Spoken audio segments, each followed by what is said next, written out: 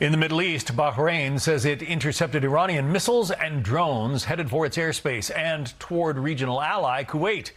This comes hours after Central Command announced retaliatory strikes on Iran's radar sites. Foreign correspondent Jeff Paul is live in Dubai for us. Jeff.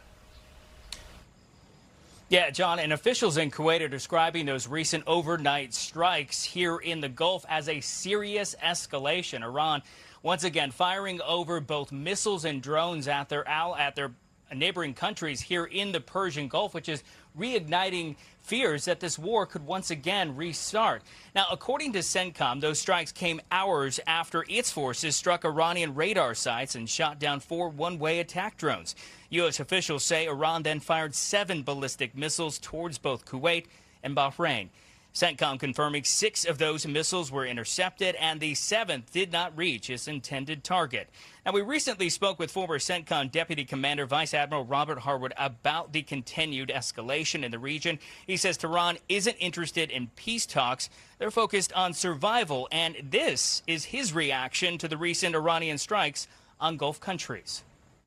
Predictable. To believe that the Iranians now would actually do negotiations is unrealistic. They never have. They've always negotiated but never concluded or lost a negotiation when never winning a war. Now, Iran continues to leverage what's happening in Lebanon. Despite a U.S.-backed ceasefire, Israeli forces and Iranian-backed militant group Hezbollah are still exchanging strikes. Iran's foreign minister says the fighting, if it keeps continuing on in Lebanon, the entire war could restart.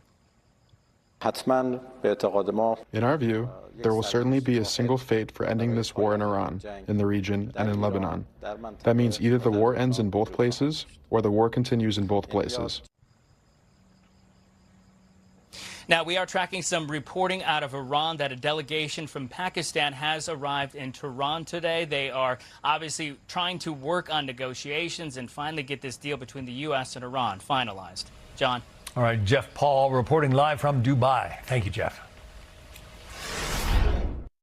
One way or the other is finished. It's either finished with a piece of paper or finished a more difficult way, although you could say a much easier way.